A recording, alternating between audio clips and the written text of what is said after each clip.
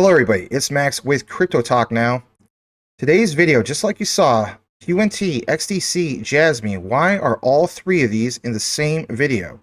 Well, let's jump into this deep dive. It's all going to make sense. You're going to want to watch this from beginning to end, especially if you hold all three of these assets. Let's get into it. Here we go. All right, so this comes from a site you may have possibly never even heard of, and that's okay. Basically, it says Carbon Herald, Air Carbon Exchange to work with the Natural Capital Credit Consortium of Japan on developing local carbon market. Now, this, of course, in the article was published back in April, but it's still very, very valid. And we have some new recent developments on top of that within the last couple of days in regards to DFFT. And you better believe we're going to tie that in as well. So let's get into this. And the Natural Capital Credit Consortium, which is referred to as NCCC of Japan, has signed an MOU with Air Carbon Exchange ACX to further develop the country's carbon ecosystem. Now, of course, you may be wondering, well, like, what in the world does this have to do with Jasmy? Here, briefly, we're going to get into that. Professor Shunsuke Managai, if I pronounce that right, chairman of the NCCC, said, quote, "This MOU outlines our plans to establish a new trading scheme for carbon farming, blue ocean industries, and infrastructure within Japan and internationally. By developing a better understanding of how to mitigate emissions, they basically can establish a new mechanism for registering carbon credits." Now, I know you guys, for instance, watch other content creators and so on, and there's nothing wrong with that. I do the same thing. Shout out to Rich of Common Sense Crypto. He always mentions, for instance, carbon credits. But while some of us are just not on board with that, especially here in the United States, it is a reality. It is going to come up here sooner than everybody may think. And of course, there's countries like Japan who are going to soon make that a reality really, really soon. It says, furthermore, we plan to collaborate on carbon trading through the exchange in Singapore. Now, why put so much emphasis on it, right? Again, we're going to get into that. So NCCC is an organization that brings together all relevant stakeholders when it comes to carbon markets and credits. Private companies, and think about this for a second, private companies. You know, would Jasmy, for instance, be a private company? Municipalities, and academic researchers. By aligning all these parties, the alliance aims to create an efficient market that generates carbon credits of the highest quality and reliability. Now, if you have something that needs to be the highest quality and has something that's reliable, well, what one would that be?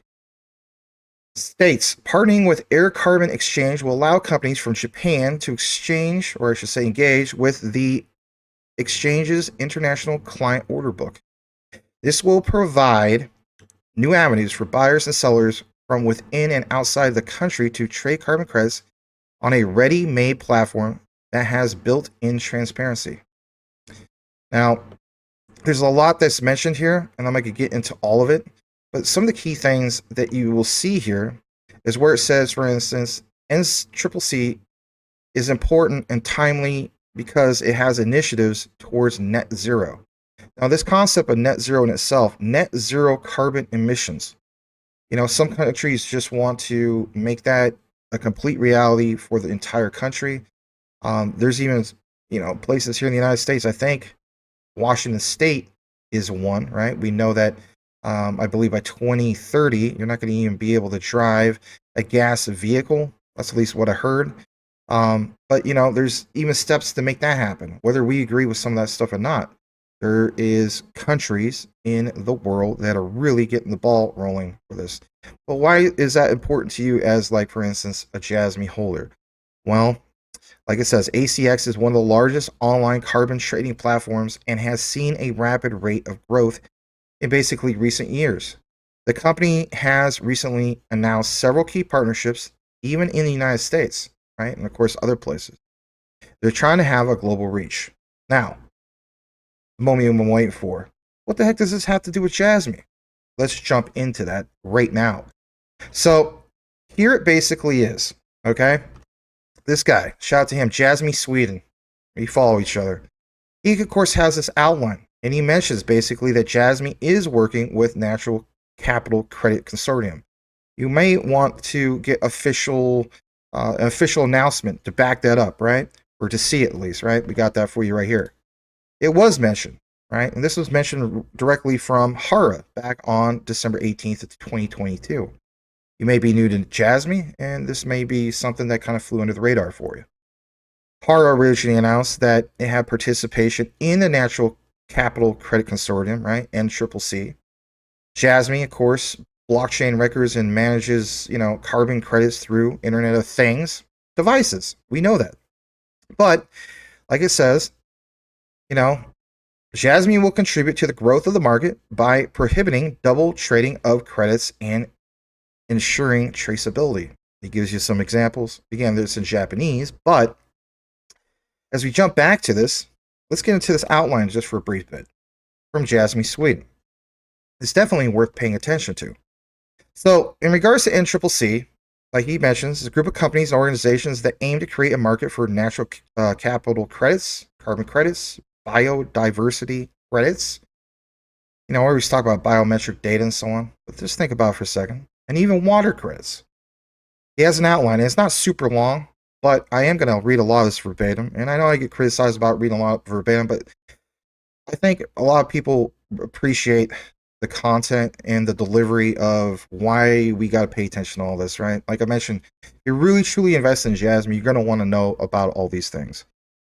And of course, we're going to get into the Q&T part and XDC, believe it or not, here in a bit.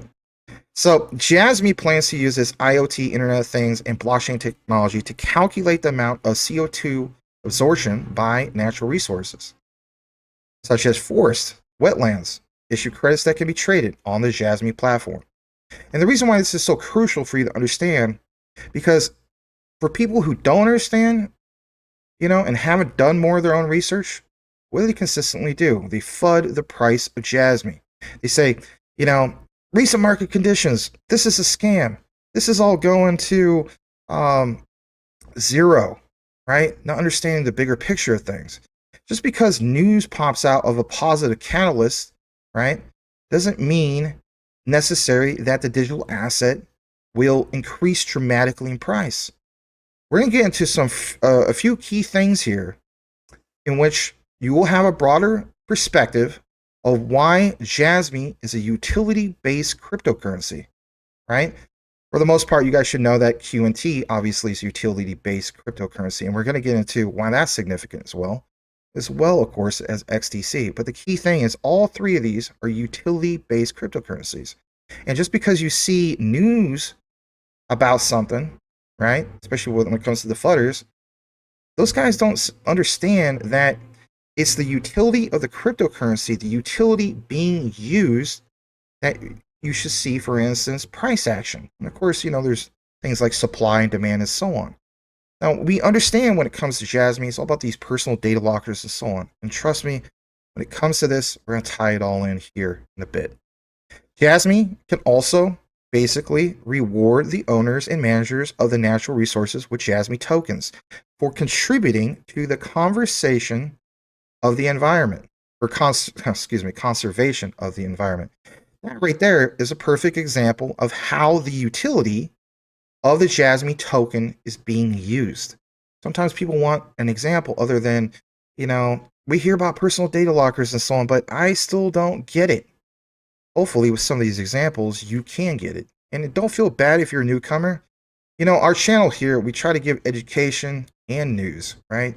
And keep people informed about these particular assets. In my opinion, not financial advice, I feel as though that in the future, these assets are the generational wealth that I'm looking for. And you better believe, like I mentioned on crypto Twitter, I took advantage of some of these sales. I considered it a blessing in disguise.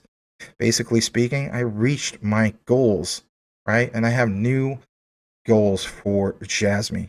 And if you've been following me, you know what some of those goals are. All right, let's get further into this. By participating in the NCCC, Jasmy can also increase its brand awareness and reputation as a leader in the field of data sovereignty and sustainability. Brand awareness. Who could be some of these guys that are behind the scenes that can help with the brand awareness? We'll get into that as well. Jasmy can monetize on this by charging, and listen to this, service fees for issuing and verifying the credits, as well as facilitating the transactions between buyers and sellers of the credits.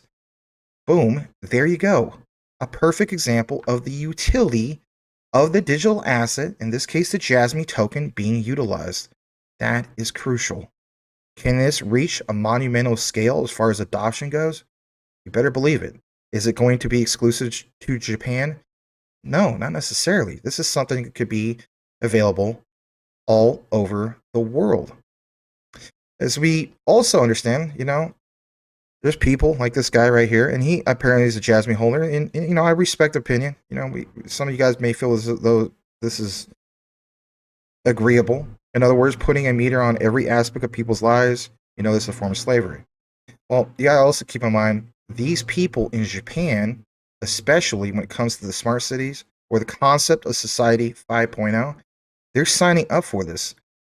Their attitude is that this is not a big deal. Here in the United States, we look at this as an infringement on our rights. Again, two different cultures. But for some people, right, we can even label QNT, as this is one that's involved with CBDCs. CBDCs is an infringement on freedom. Where does it end? And we understand that, all right? We're going to jump into this a little bit more. So, there's this announcement, of course, from Hara. But here is the actual site for NCCC, which is nccc.earth. The realization of a decarbonized society through activation of the carbon credit market. Now, they have some recent announcements that are basically mentioned here. And I'm going to take you to one of the most recent ones, which is this one. It says comprehensive measurement of life towards net zero. So as I got into it, and I reviewed this, of course, before I brought it to you guys, I thought to myself, comprehensive measurement of life towards net zero? Like, what the heck is this all about, and why should I pay attention to it in regards to Jasmy? Well, like I mentioned, we do have confirmation from Hara that Jasmy is literally partnered with NCCC. So it makes sense to look more into this. So, like it says, we would like to introduce the G20 report released this week by Sherm and Manigi and others, right? And of course, this was a little while back, right? But still very, very valid because, let's face it, a lot of us do not know about some of these things. Now, when it comes to Japan, we understand that they're a big player when it comes to being part of the G7. We understand that Japan itself ranks, has a power ranking, of number 3 in GDP, right? Gross domestic product. The United States is still number 1. China is number 2. And Japan is number 3 in GDP ranking. That's big. That's multi-trillions that we're talking about here. The report points out that the limitations of gross domestic product, right, GDP, as a comprehensive measure of development, and proposes an alternative indicator that takes into account production, nature, human resources, and net foreign assets. Lifestyles for not the rich and famous, right? Robin Leach, remember that back in the day. For the Environment Life Index, first the report recognizes hurdles to implementing the life indicator.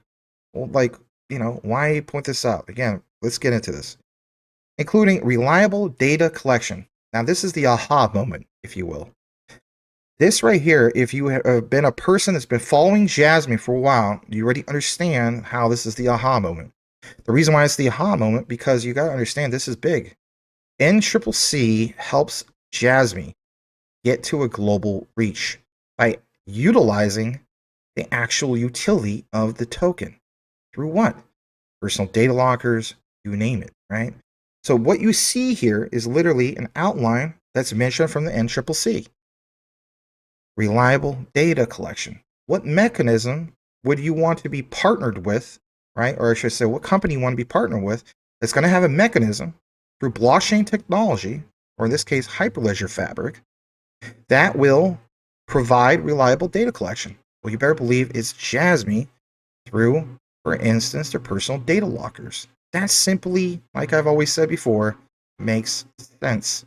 It says public awareness, resistance to change, and the ability to coordinate and embrace new approaches to measuring growth. On the other hand, the New Wealth Nations Index is recommended as a suitable indicator due to its low data intensity and focus on community wealth sharing. I don't know about you. I like this concept of, you know, community wealth. Are we going to be in the future part of community wealth? Well, of course, this is a different example. I feel as though that's the case. I'm holding on to this Jasmy for quite a while because you know what? There's a difference between accumulating assets during a markup phase and accumulating assets when it comes to the true accumulation phase that I believe that we're currently in. Again, follow some of my other content in regards to the deep dives on why we follow the 4-year cycles. The report proposes that G20 countries adopt the Life Index as an integrated indicator for sustainable development as a pathway to achieve net zero greenhouse gas emissions. Finally, the report makes the recommendations to the G20, and here is a few of those things from the report. They're trying to have an aggregate for the new National Wealth Index, which is the IWI, for each country and develop a universally accepted methodology of the, or I should say, for the Life Index. Build capacity around life indicators. You get it, right? Take small steps. So let's just jump into what they're talking about in regards to this, right? So here it is. And this is actually from the OECD. And if you're wondering, like, what does that mean? OECD, like, so many different abbreviations when it comes to crypto, blockchain, DLT, right? So OECD means, basically speaking, this towards this acronym, right? But the real true definition is what it shows right here. And that is Organization for Economic Cooperation and Development, OECD. Now, what is it, basically, right? It's an association of 38 nations in Europe, the Americas, and even the Pacific regions. It helps member countries formulate economic and social policies. Members and key partners represent basically 80% of the world's trade. And again, think about, when I think of trade, I'll definitely think of XDC. And again, towards the end of the video, we'll tie it all in. It also aids developing countries outside membership and promotes reform, right?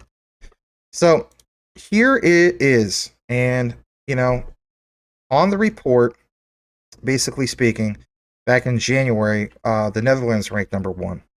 But it says, how's life? There's more to life than the cold numbers of GDP and economic statistics. This index, it's like a tool. And basically, it allows you to compare well-being across countries based on 11 topics the OECD has identified as essential in the areas of material living conditions and quality of life. And it's based on like a lot of things you see here: housing, income, jobs, community, education, environment, civic engagement, health, life satisfaction, safety, work-life balance. Now, when I do deep dives when it comes to these 4-year cycles and I present data to you guys, some of these things are, included in regards to the data. Again, if you're wanting to, you can check out some of those other deep dives if you want. Let's check out Japan, how they rank on this, right? They're not the top ranked one. So, as you see right here, right? Like, some of the key ones that they rank high on is jobs, safety, education, right? Work-life balance doesn't do too well. Housing, it's okay. Income and whatnot.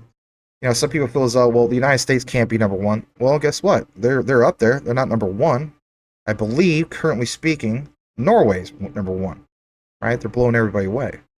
But this is the reference that that they're talking about here. Now, let's get into a little bit more in regards to this. All right. So I needed to introduce some of this, and I understand, when it comes to these deep dives, it's just like there's a lot to it, and rightfully so. I take pride in doing this and bringing it to you guys and so on. When I saw some of this information, I thought to myself, wow, I mean, this all simply makes sense when you tie it all in. So look what it says here. Shout out to this guy. His name is C.E. Jasmy has begun. Japan enacts law in 2023 of integrating all personal information to a single ID number. Now, this is why I showed you some of the outline at the beginning in regards to, like, this Carbon Credit Consortium and, NCCC and so on.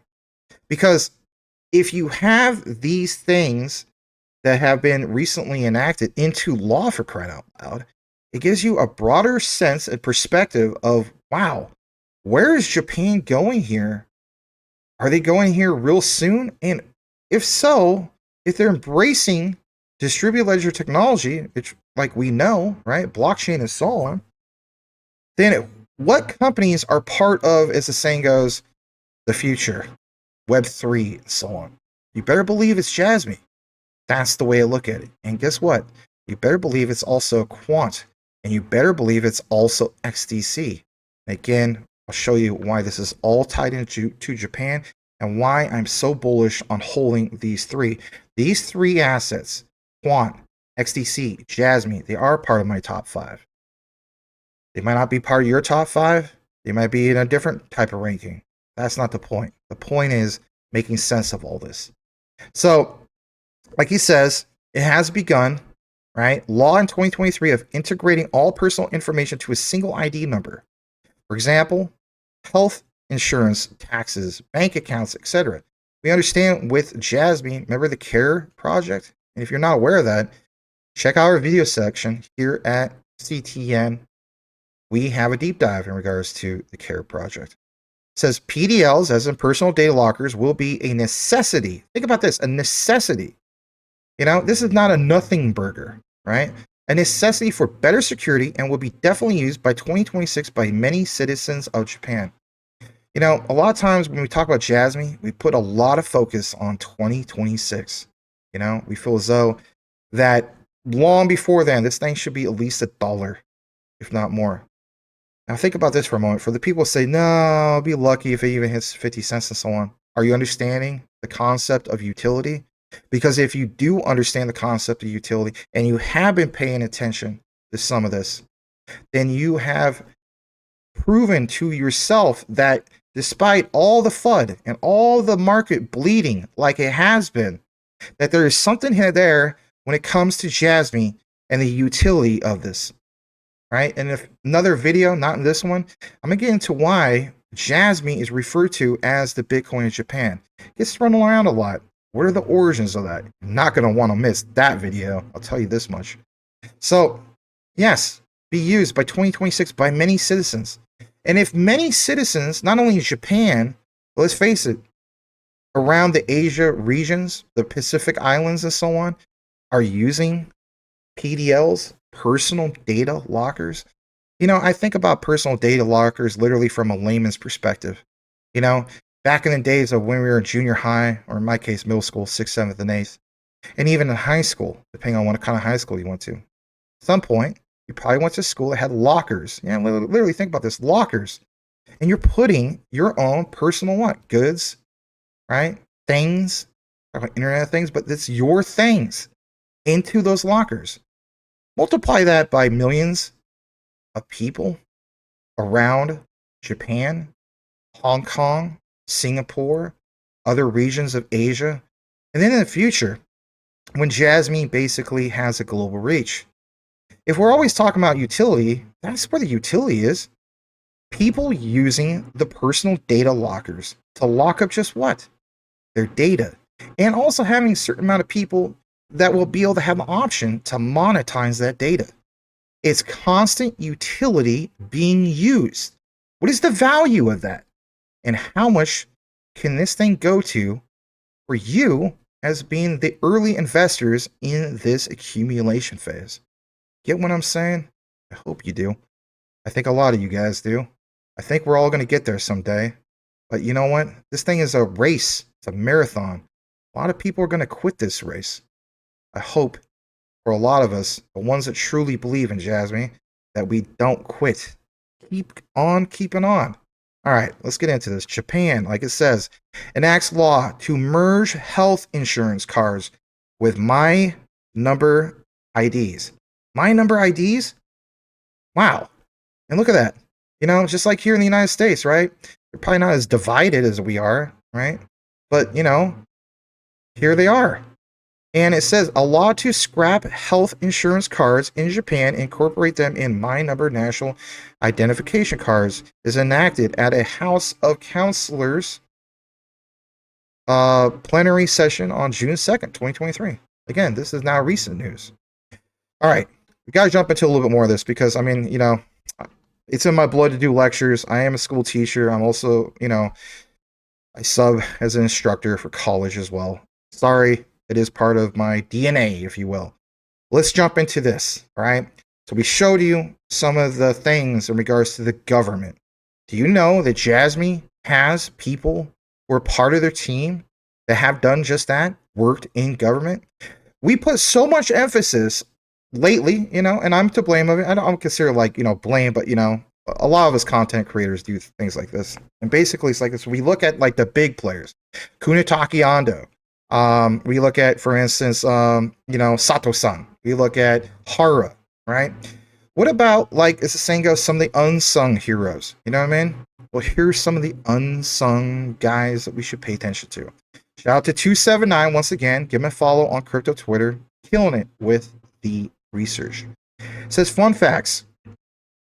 Did you know that Jasmy Corporation has a tax advisor and a legal advisor? If you did, then you know that they have worked and were part of a government entity in Japan. Now, this, of course, is a screenshot, and some people feel as though, well, I need a source, and I'm ready ahead of you, right? Teaching college, I always tell students, gotta have a source, right? Cite that in APA format. Here is the source. This comes from, believe it or not, the Jasmy white paper. Excuse me, gotta adjust this chair sometimes. So, in this white paper, look what it shows. And here it is. 8.2 section, other members, right? The unsung heroes, if you will. Tax advisor, Ryoji Yabe. Look at this guy's background, all the way back from 1959. My God, this guy's been around for a while. Maybe just as long as Kunitake Ando, right? Maybe not as old as Kunitake Ando, but he's been around. Graduated from secondary law department of Hosei University. Let's get into some of, like, you know, the government stuff. So he joined the General Affairs Department of Kumamoto Tax Bureau. He was the deputy head of Koji Machi Tax Office. He was the general investigator at 3rd Department of Tokyo Regional Taxation Bureau, director, 3rd now we're talking about legislative, right? 3rd Legislative Research of Direct Tax Department of Tokyo Regional Taxation Bureau, head of Arakawa Tax Office, director. I mean, you guys see this. You could read, right? I know you can. I didn't mean that as a bad insult or anything. Anyway, let's get it down to this guy who's a legal advisor. Hideno Toyoshima. If I'm not pronouncing it right, apologize.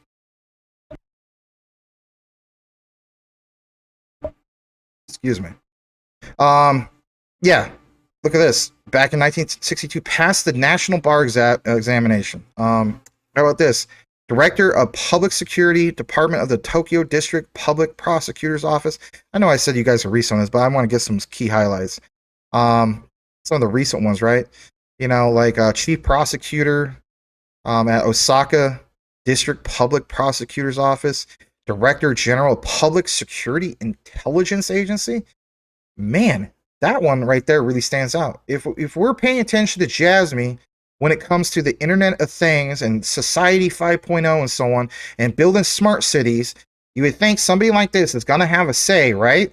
When it comes to, you know, putting it all together to get these things going. I'm telling you flat out, if you know about Jasmy and what they're building and you know, some of the things for the future, any bit of FUD that somebody throws your way, you know, to make you feel bad, the research trumps it 110%, like I mentioned before. All right, yeah, obviously strategic business partners. I need to do a video on centrality at some point, but you know, we done Transcosmos, you know, show these other ones, right? All right, let's jump into a little bit more of this, and I thought that was super impressive, right? So I like this, and then, of course, this was posted about a year ago, but it pounds it home that much more when it comes to Jasmy, right? Let me just double check a setting. All right, we're good. I didn't realize on the couple last videos, it sounded like I was screaming. And what happened is my volume on my studio mic, it got bumped on accident to the other way, so I do apologize for that. But anyway, it's been fixed. So it says, for instance, here's a quote from Hara in response to AMA back then about the benefits, right? Think about this, guys. The benefits of holding Jasmy for long term, right? My thing is this: Jasmy is a long term play. It ain't no, you know, it's no short term swing trade for me. I got bronchitis. Ain't nobody got time for that, right? Like, ain't nobody got time for short term swing trading this thing. At least that's the way I look at it. If you're doing that, then you gotta do what you gotta do. But there's plenty of other things to get into for short term swing trades. But how about this? Theoretically, the value of Jasmy coin will increase as the amount of platinum data stored in personal data lockers, like I mentioned earlier, a key service offered by Jasmy, increases. So think about this. People store, just like I mentioned in layman's terms, you literally have those lockers. You're storing your things in these lockers, personal data lockers, and over time, as things progress, especially when it comes to mass adoption, the price of it increases. And now, of course, the flutter's going to say, oh, no, it's not. No, it's not. The price has definitely decreased. You guys are all fools.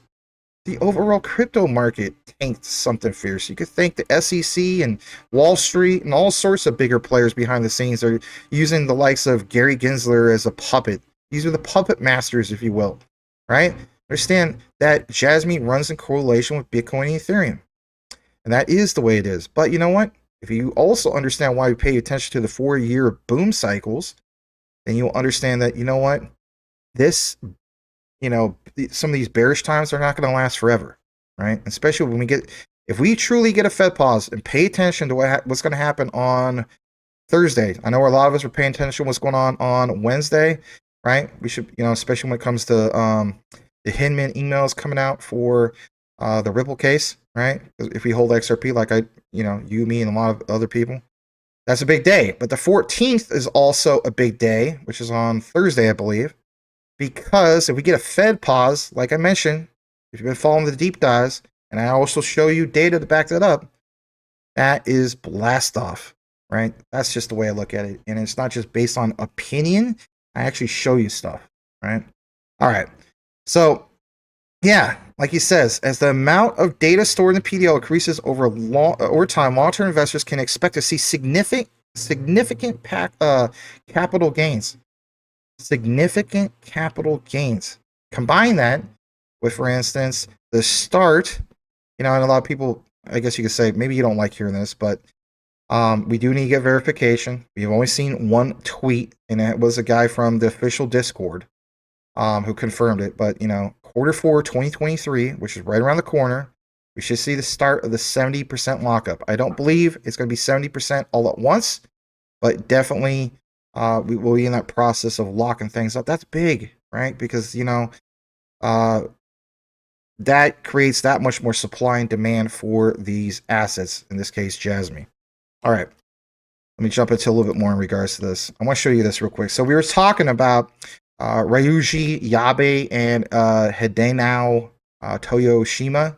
It says they bring decades of legal and corporate taxation experience to the Jasmy team. Very few crypto projects. Think about this, guys. Like it says, very few crypto projects come close to the management expertise of this team.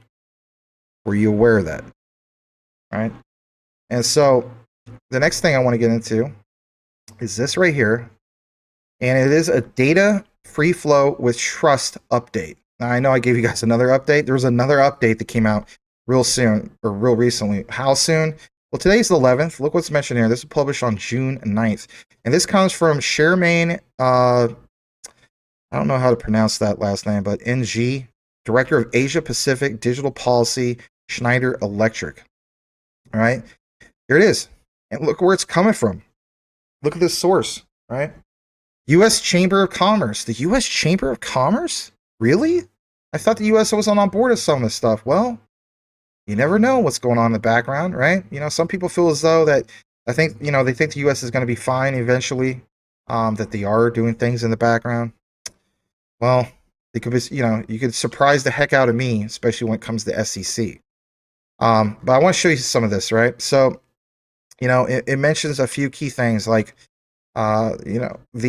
excuse me, hold on a second.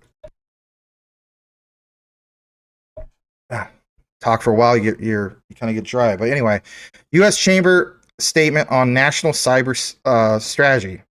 Like I mentioned in other deep dives, the concept of data free flows with trust, DFFT, was proposed, right? But there was an update, okay? So we're going to get into why we should pay attention to this. So it says, it remains a work in progress. We understand that, right? But there was, of course, the ministerial meeting, and we understand that was with Tono, right? Probably losing my train of thought here because there's been so much going on to that. Tarakono, my bad. He is the guy that we're talking about in the past, right? He brought some of the information. So it says, this person was invited to speak at the public-private meeting for the G7, and there are some updates in regards to this. So it says, this blog summarizes the discussion, and that's what we want to find out here. So it says, Schneider Electric believes in the power of data and supports the free flow of data, which underpins research, development, innovation, and growth. Current data localization trends and global regulatory fragmentation on CBDT. Now, I want you to think about this for a second. Global regulatory fragmentation. If you see my other deep dives, you'll come to the conclusion that, wow, you know what? Some of these guys, like Brian, some of these other guys that cover Jasmy and so on, myself, we might actually know what the heck we're talking about when it comes to DFFT is that pathway forward for regulatory framework. We were not making this up, okay? So it says, you know, a few key things here. There's cost, obviously, to businesses, right? So what I want you guys to pay attention to here and why bring it up again is because, for one, it is an update, but I love what it says here, okay? So we went from the part of a regulatory framework and, you know, where one guy, as in, you know, Tarakono, passes the torch to the next, right? And says, here, I'm presenting it to you. Now take it, do something with it. So it says, cost of businesses, primarily restrictive data policies. Think about this, restrictive data policies. Increase the cost of cloud storage and therefore the cost of offer delivery. They also reduce businesses' ability to aggregate data across geographies to analyze data and extract powerful insights for customers. The OECD estimates that fixed costs associated with complying with foreign laws and regulations represent up to 50% of the total revenue. That's why we were showing the OECD earlier. At both the G7 public-private meeting and the World Economic Forum Digital Transformation Summit, they discussed how the cost of obtaining legal advice and implementing infrastructure, think about this infrastructure, what kind of infrastructure would that be? Okay, requirements in a fragmented regulatory landscape are disproportionately borne by micro, small, and medium enterprises, whose services rely heavily on the use of data. Oh my goodness. How do we tie in this all together? Well, I think we've figured some of this out already, have we not? But there's more, like Billy Mays would say, but wait, there's more. Costs to the economy. This is some of the juicy stuff. By 2024, which, let's face it, we're almost halfway to that point, right? Might not happen at, you know, January 1st, but by 2024, 85% of the world's economic growth is expected to come from the outside European Union. On our panel, we discussed the $2 trillion worth of digital commerce that Asia Pacific will reach by 2025, 2/3 of which are cross-border. Restrictions on CBDT restrict our ability to conduct digital commerce. Now, real quick, you may be thinking, well, what's CBDT, right? That's a good question. So CBDT basically means Central Board of Direct Taxes, right? Central Board of, you know, like for instance, some of the stuff is like reference from India, but that's basically what it mentions. Central Board of Direct Taxes. And basically speaking, like it says, you know, that represents 2/3 of, you know, excuse me, I'm ahead of myself or behind. It says that restrictions on CBDT restrict their ability to conduct digital commerce. In Europe estimates that they give the size of the digital economy and its reliance on CBDT. Europe could be, listen to this, guys, 2 trillion euros better off by 2030 if they reverse current data localization trends and harness the power of CBDT. This is roughly the size of the Italian economy, so on and so forth, and the next G7 host. Now, there's a cost, of course, to the planet. We're going to get into some of all these things just here for a bit. Not all of them, because there's a lot, and I know this is quite a deep dive already. I hope that you're still with me. It's going to get even better. But it says, as a sustainable company, we are concerned about the impact of data localization, on the planet. Experts estimate that the data centers contribute to about 2% of the worldwide electricity demand. Right? I've done part-time work, still am, for a data center, generating carbon emissions exceeding the global airline industry. This is due to data centers' extensive use of computing power. Right, true, which generates heat and requires cooling. That's why a lot of the cooling is done with, copper heat sinks or liquid cooling. So it says the reason for these costs is trust gap. Government's lack of trust that citizens' privacy will be respected. Now, here's what I want to talk to you about in regards to Quant for just a brief moment. As we know, when it comes to, I'll go back for a second, Jasmy, we talk about IoT. But you can also talk about IoT when it comes to Quant. So with Jasmy, it's IoT as an Internet of Things. When it comes to Quant, it's IoT as an Internet of Trust. How do we know that? Gilbert Verdi has mentioned numerous times that, they are trying to solve Internet of Trust, right? And create a pathway forward for that trust. Okay? So what I also want to show you here is, like it says, government's lack of trust that citizens' privacy will be respected, national security protected, and economic gains commensurate to the value of data attained. What players are going to be part of that data that's attained? For people that don't understand the whole concept of Jasmy and where they're going in the future, they think Jasmy is an absolute joke and the vision is a joke. But the key thing I want you guys to have is how well connected Jasmy is when it comes to their government and, for instance, some of these partnerships and so on. This outline, hopefully, if you've been following it from the beginning, gives you a broader perspective of why all of this is so important. At least it is for me, and hopefully it is for a lot of you guys. And then why I've put so much focus on DFFT, look at what's mentioned here. There is an urgent need for action to create an international framework. I did not make this up. To operationalize DFFT. What's his face? You know who he is. Trying to say in the comments, previous video before, in regards to Jasmy and Quant, this could be huge. Saying that, oh yeah, you did make it up. I didn't make nothing up. Here's the evidence. Here's what's going on. All I do is connect the dots. All right. So I want to show you guys this for a second. And, when we talk about this data free flow, all right, well, I'll jump down to this part. And I understand this is a lot to take in.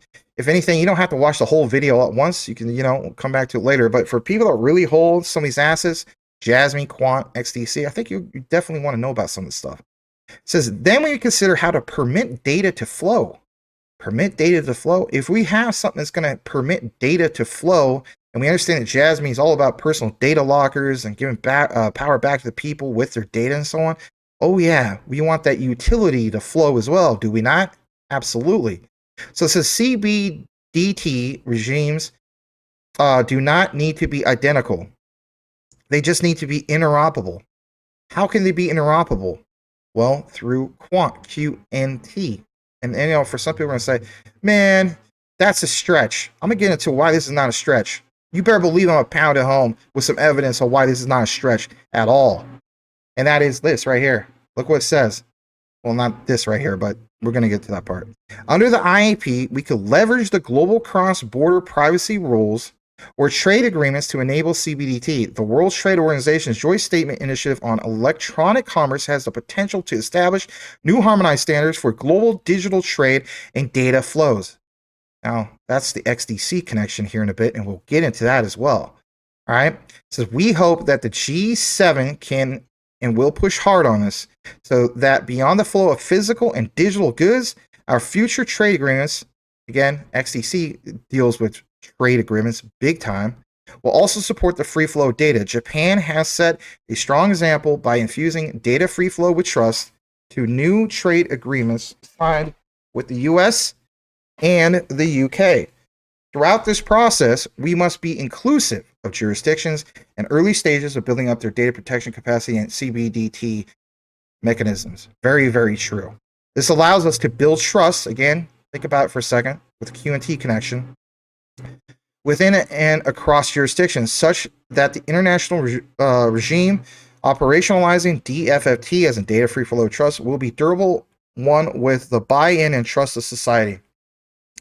Only then can we truly harness the power of CBDT to create value for society. Now, this is why we're now going to bring you to this next segment. And basically speaking, it's going to be this right here. And shout out to this guy again, who is 279. And, you know, he had a recent visit, right, to Japan. He took some pictures, and we do appreciate some of the stuff that he's shared. I just want to take a brief moment to get into this. I'm not going to read all of this verbatim because I know I read a lot of it verbatim beforehand, right? But he states, you know, he always had questions about how Japan is going to convert its citizens to adapt to this new society they're embracing. Right, we're talking about Society 5.0, smart cities and so on. What exactly are they embracing? Well, what they're embracing is this whole new concept of, you know, a cashless society. You got to keep in mind, they used to be the most pro-cash society out there before, or back in 2018. COVID changed everything. So nevertheless, after observing how people interact with Japan, he was able to draw some conclusions. Here's some of the conclusions. Japan has been training and conditioning their citizens. Think about this for a second. Training and conditioning their citizens, and not just for, you know, like recently because of COVID. No, like he says, this has been going on for decades. A totally different type of culture they have there over in Japan compared to like the United States and other places and so on. In regards to this, from using the Suica card to using smart devices that run their businesses, he's seen it all. You know, in the current stages, Japan is, you know, basically within their vision of Society 5.0, but he, you know, that's not there yet, right? He feels as though that they're like at, you know, Society 4.5. You know, the next phase that will push into the next level will be AI, IoT, right? And Jasmy is definitely part of both of those things. Hence, you know, the AI tech engine that we still should, you know, find out more information about. Now, I wanted to, of course, show you guys some of this, and, you know, it shows you a little picture diagram and so on, but that's not the point. The main point is like what you're going to see right here, right now. Let's tie this all in together right now. I thank you so much for even being here this far when it comes to the deep dive. So, Quant, okay? Shout out to Nava Quamfi. I have seen many of his tweets. He's been around way longer than I have in regards to crypto Twitter. He says SBI Group Japan SBI Group Japan name dropping QNT and saying it can be used for its FX business. FX transactions in Japan reached 4,200 trillion yen in 2019. Imagine even 10% of those volumes being processed through what, guys? Quant's Overledger network. And what do we know from Quant's Overledger? We know that that is their premier operating system to make 100 plus blockchains interoperable. Oh, Max, you're just making all this stuff up. You know, you cover the whole thing with KPMG, you know, and you know, KPMG, basically speaking, you know, they have over 100,000 employees worldwide. Okay, right. Do they have, you know, 100,000 employees all working in blockchain, all working in DLT? No, they do not, right? But the key thing is this right here. Let's put, you know, focus back on some of this. I apologize. Imagine, like it says, even 10% of those volumes being processed through OVN, right? Overledger. Here's what he's talking about. So this was a while back, okay? How far back? This was July 30th of 2021, but it makes sense. And let's get into this. Liquidity provider handling all FX and derivative transactions.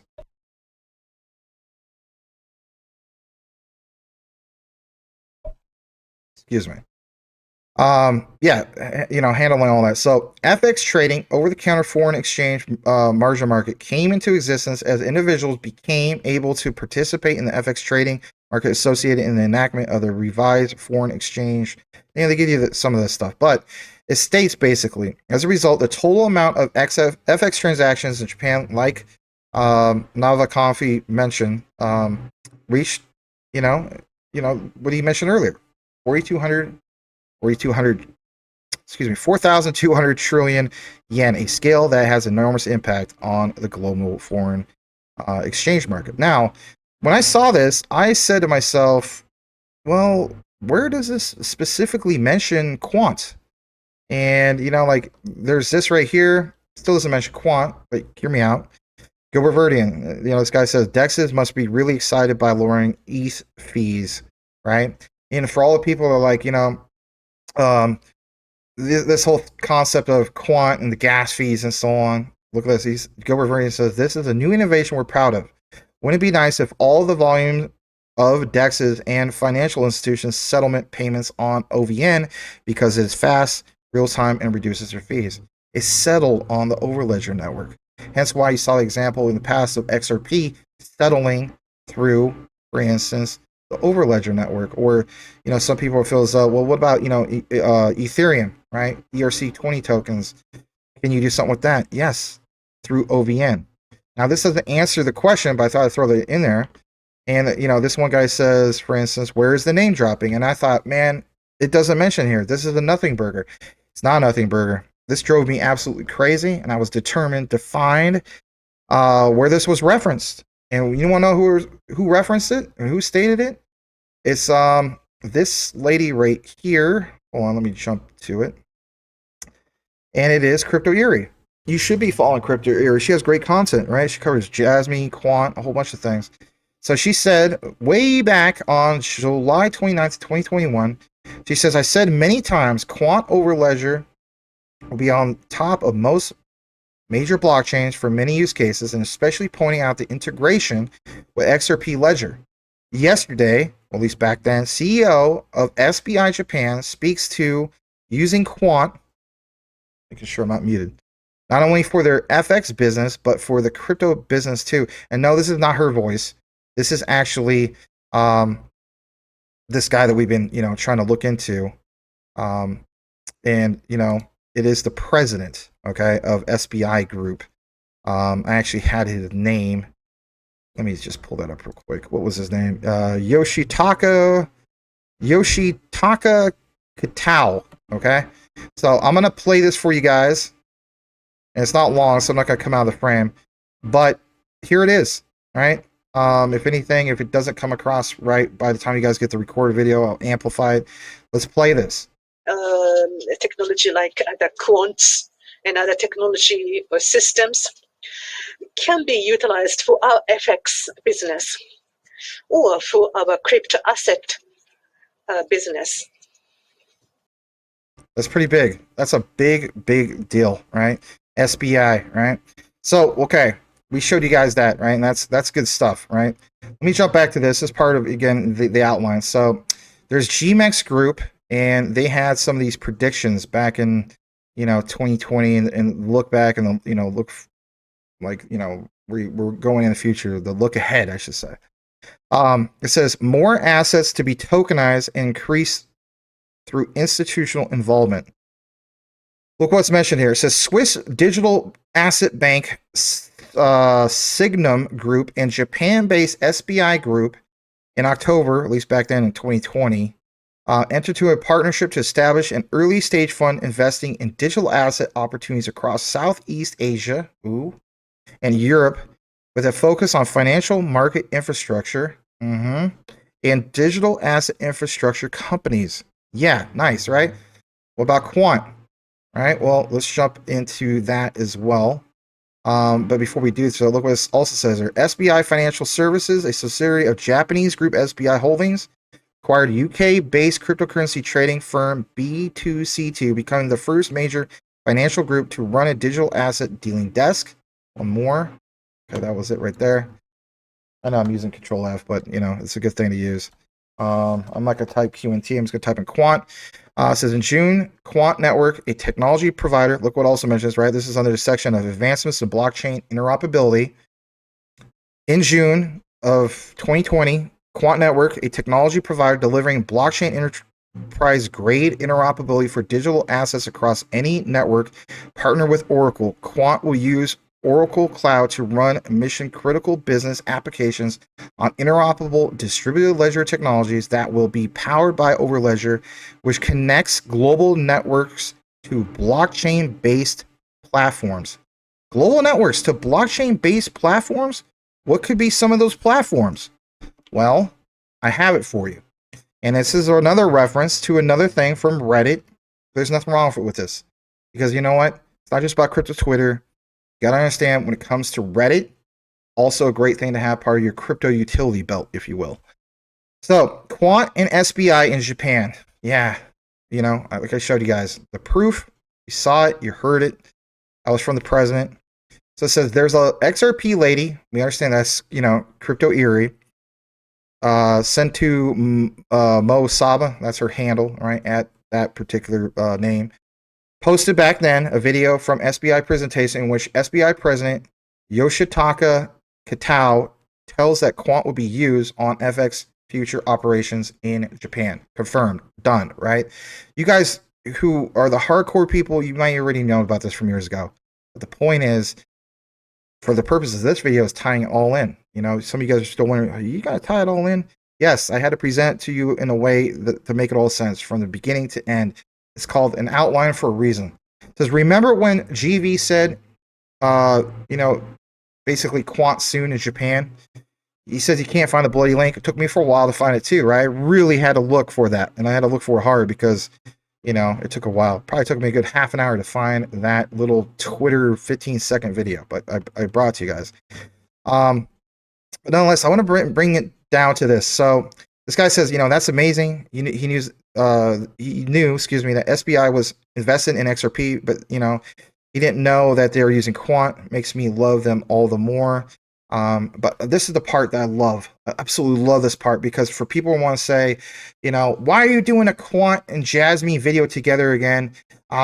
Here solidifies that reason.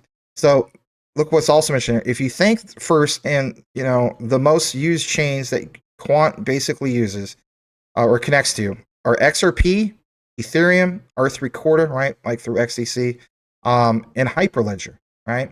Sterling will come also later. Why do you think GV, you know, chose those? It's not only because, right, but here's the key thing. XRP, Ethereum, but especially this one, Hyperledger. And as we know, when it comes to Jasmy, we know that they use Hyperledger Fabric. That's big stuff. Very, very big stuff. So I want to show you guys this real quick. And that is this right here. And this is going to close it out here soon in regards to the, I don't know, the icing on the cake, the cream of the crop, whatever you want to call it. Posted pretty recently. May 31st, XDC secures Japanese foothold through what, guys? SBI partnership. Okay? Let's jump into this for just a brief bit, and then we'll close it out, because I know this might be possibly my longest deep dive. I don't know. I have to double check.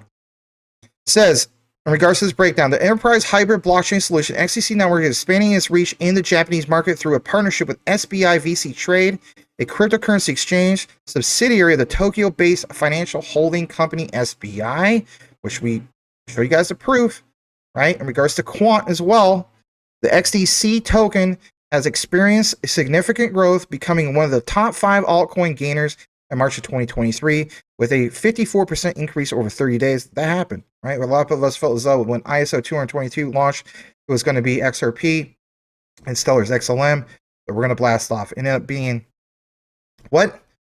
Ended up being XDC.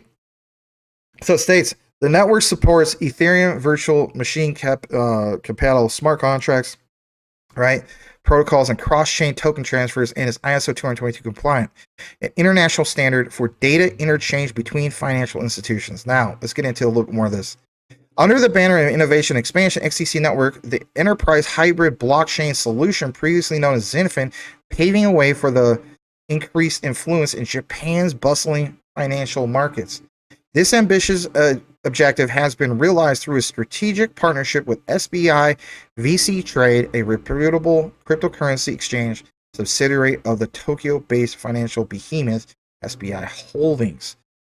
Like it says, XDC Network and SBI VC Trade partnership. This collaboration, and I know that a lot of this is verbatim, but just hear me out on this.